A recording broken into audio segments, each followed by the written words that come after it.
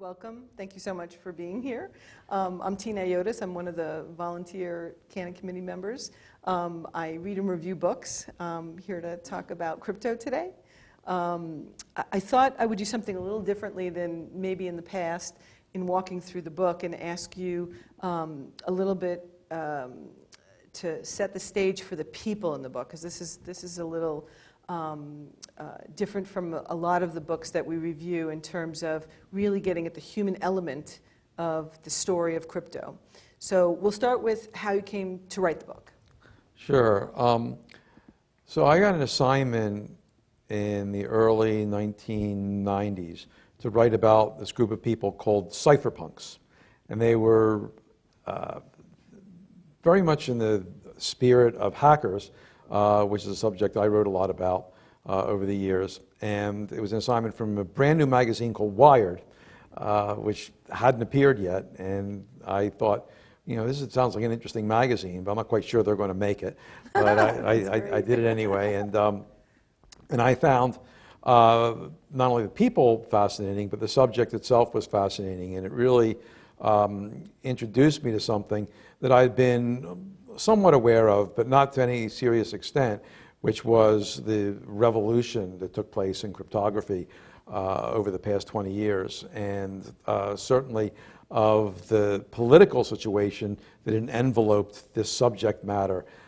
So it turned out to be an amazing continuing story. So all throughout the 90s, I would be writing about it for this new magazine, Wired, which turned out to be a viable proposition there, writing about crypto and then eventually doing a book about it.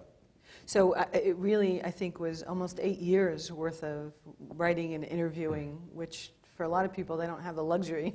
Right. Well, I started doing some freelance stuff, and at a certain point, did a book contract, and part of my lengthy time period writing the book was because I took a job at Newsweek in 1995. And that kept me pretty busy, but I kept going on it. And it really worked out, because by waiting until the end of the 1990s to finish the book, I had an end to the book, because that was when the government finally cried uncle and relaxed the export regulations, gave up the Clipper chip, and I had an ending for my book. Right, which is really a very powerful thing, because this book is like a novel. And to the extent that from the first sentence really reels you in and hooks you, and then lays out the characters. So, and the book starts, Mary Fisher loathed Whitfield Diffie on sight. So for a lot of people, they might not be able to resist finding out why. But can you talk a little bit about those two characters to begin with, to set the stage for how you had the story unfold? Right. Well, generally, when I approach a story, particularly in a book, even if it might be on a subject which involves technology, or in this case, math and science and politics, it really is through the people there. I think that's a great way to get into the story and really understand what underlies it and the importance of it, right? Because ultimately, we're all people, and we read this. And to me, the bigger issues and even the technology unfolds by going through the people. And in this case, the central subject of the book, I talk about a lot of people, but the person who really begins it, and we follow him through this whole saga, is this fellow named Whitfield Diffie, who is an amazing person. He comes from actually MIT, which was a place that I've written about multiple times in different books.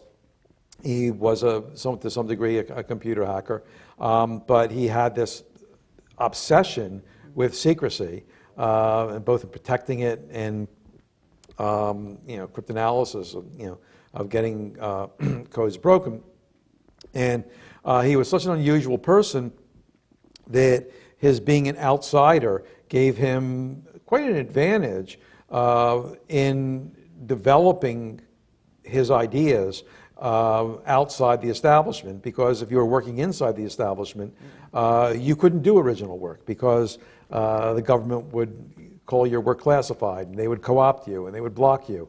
As it was, he went around the obstacles and came up with an incredibly significant breakthrough in cryptography that we use every day now. Yeah, I know. It really is almost the history of our country in the book, because we're so connected, and everything we do today revolves around the ability for that commercial transmission of information to happen. So in terms of the main characters and the person who did the review for the Canon, John, highlighted, of course, Whitfield Diffie, but also talked about Martin Hellman and Jim Bit. So if you can talk a little bit about those two and how that all came together to then do the next chapter with RSA, that would be great. Right. Well, you mentioned at first Mary, who they met cute in the beginning of the book, and they were both involved with other people, so it wasn't even and wound up being together. easy, and yeah. she was his bulwark that helped him when he was despairing that he was going to make any progress there. And I mentioned that because unfortunately she died very recently in Whit's arms. So this was, my book starts in 1969 when they met, and here we are in 2017, and that. Wow. Their relationship spanned that whole time. And she once said to me that the history of public key cryptography is a romance. Yeah, and, that's wonderful. And that's what I was writing. Martin Hellman was a person who, during Whit's long and, for the most part, lonesome quest to learn about cryptography and learn how you could develop a form of cryptography that would work in the modern age of computer communications, he was referred to this fellow named Martin Hellman, who worked at Stanford and who was working on that. He was a professor at Stanford, so Whit could work as his assistant there. And they worked together on this. And Marty was a little more actually overtly political than Whit, and was involved in some of these 60s movements and peace movements. But both of them were ultimately scientists who worked together to figure out how I could communicate with you without ever physically exchanging a key. Yeah, which was a problem that had been worked on by multiple people. Yes, and it was considered a heresy because the feeling was that that your key had to be entirely secret, and they came across with an idea that there was a key pair, one of which you can give to everyone. So the very idea of calling a cryptographic key a public key just blew people's minds. How can you do that? That can't be done. Right. Yeah, and the way things happened at the time, in terms of, obviously we have to, today, reading this, go back in time and realize we didn't have the internet the way we have. We didn't have communications. People wrote papers and magazines. They met at conferences and different things. So it is quite amazing that the right people got together and learned about each other's work and collaborated. If we fast forward a little bit to about the folks at MIT that became RSA. Everyone knows RSA, but they don't know RSA. Maybe they don't know that it stands for the initials of people who work together to come up with this algorithm.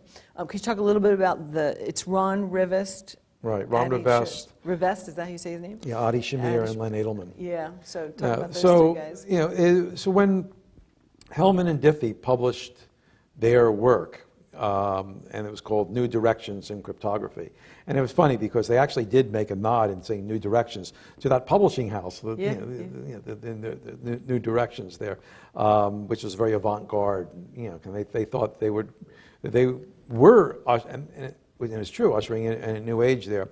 So they published their paper, and it was written about in Scientific American in Martin Gardner's column, which was very popular. And when that landed on the desk of Ron Rivest at MIT, who was a professor there, he and his colleagues became fascinated with it, and they wondered, gee, can we actually come up with a system to implement this? How would that work? Because the Diffie and Hellman had the concept, but they didn't have the execution. So they spent the next few months obsessively trying to figure out a way where you could do that, and and they went on a ski trip and they talked about it, and they just worked in one iteration after another until finally they came up with this idea that the tool you could use to make this idea of public key work was in factoring polynomials, Right. which can't be so easily reversed. And that was the RSA algorithm. And, so because that worked, conceivably, you could commercialize it, Right. Which led to the next chapter in this saga, Right. where they connected with a businessman Right. who was going to create software to make it happen. Yeah, which, they didn't have the startup incubators like Yeah. we have today. And in fact, But no startup today has to overcome the obstacles that a company like that would have to do back then, which was they were going to start a company based on a forbidden technology. Oh, that's true. That is an important point in this book. And all of the government was lined up against them saying, Right. you can't do that, and we're going to figure out a way to make it not happen. Although at some instances, when there was an active resistance, it was because maybe the government thought they were going to fail. Yeah. But obviously they didn't, so that leads into the most colorful character in the book, who's still an active business person today, Jim Bitzos. I mean, Right. give us a little context about him. Right. So because Bitzos, he was a businessman, somewhat of a hustler, and a smart guy.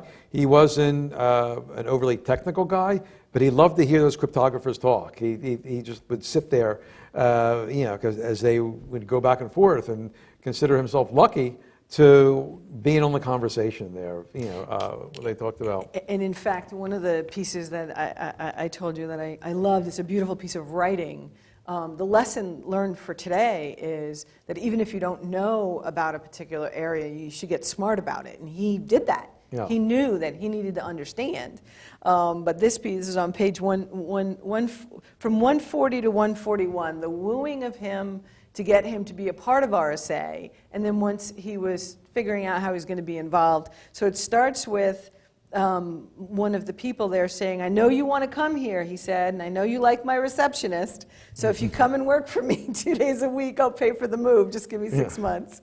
And then, a little bit later, despite being a motorcycle racing, woman chasing, wine quaffing, high-risk gambler, Bitzos also had an intellectual streak, and he got a huge kick out of hanging out with the engineers, and particularly the cryptographers. Bitzos was dazzled at the conversational interplay between the brainy Alcorn and the enigmatic Diffie, who you talked about earlier. After some cursory discussion about RSA's future, the two minds just sort of hooked up, and Bitzos grooved on the conversation like an uptown hipster wannabe who'd sneaked into a secret jam session between Miles and Train. I mean, that kind of writing, you're enthralled with it. So this impossible task of taking a potentially forbidden thing and bring it to market in a way where there was no example, because nobody had done it before. So talk a little bit about how that happened. Well, that's right. Well, this happened just at the instance where we had a need for cryptography in the private sector. The internet was just starting to happen. There was this thing looming around the corner of electronic commerce. There was the idea that people would exchange their secrets, share their secrets on the internet. And how are you going to keep that private? And the only way to do that was cryptography. So it just simply wouldn't work for the government to keep it to itself.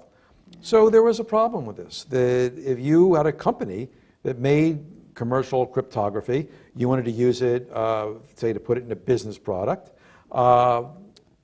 businesses are global.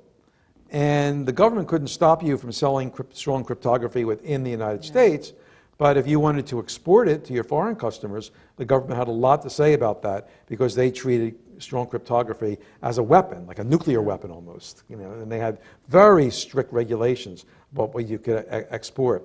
And the person who tested this, who took this as a test, was a fellow named Ray Ozzie, who worked for a company called Lotus Development, who was developing a communications program called Lotus Notes. And it just simply wouldn't work if the people in these businesses he sold it to could not communicate with secrecy, could not communicate in a way that outsiders wouldn't be able to steal their secrets, their trade secrets, and what they were up to there. So he took on the government And with Bidzos, they tried to get the export regulations relaxed because the way they were originally is that you could only export your cryptography if it was so weak that anyone could break it. So only bad cryptography could be exported. And what's so interesting is that we recently, last year, had a lot of the same discussions about the same issues in terms of what's the balance, the privacy, and the government interest in being able to have access to information in those communications. So. Right. Well, so basically, I didn't realize this when I started, but I was documenting what became known as the crypto wars, where a bunch of people from business people like Jim Bidzos to sort of crypto anarchist activists like the cypherpunks, who would release strong cryptography and give it out to the world. They'd release it for free, and it was impossible to contain, and they were threatened with jail. So these people took on a government which came to understand, there's a need for this in the private sector, but we want to control it. And the government's efforts culminated in this thing called the Clipper chip, was a way that they thought would have the best of both worlds, that you can communicate securely, but the government would have a back door. They'd have a way to get it in there. And after months and months of trying to get access to the NSA to talk about it, I finally got hold of the architect of the Clipper chip, who turned out to be a fascinating character in his own right, a fellow named Clint Brooks. Well, and to the extent that that's a great segue into talk a little bit about Phil Zimmerman, because he's still active today. Working with companies. He was involved with Silent Circle, and there was a company that I literally met on Monday in Vail, in a crucible in Maryland, with homomorphic encryption, and he's one of the advisors. So talk a little bit about Phil and his place in history. Well, even in a cohort of outsiders, which this crypto community was, Phil was an outsider to that. He wasn't an MIT or Stanford engineer.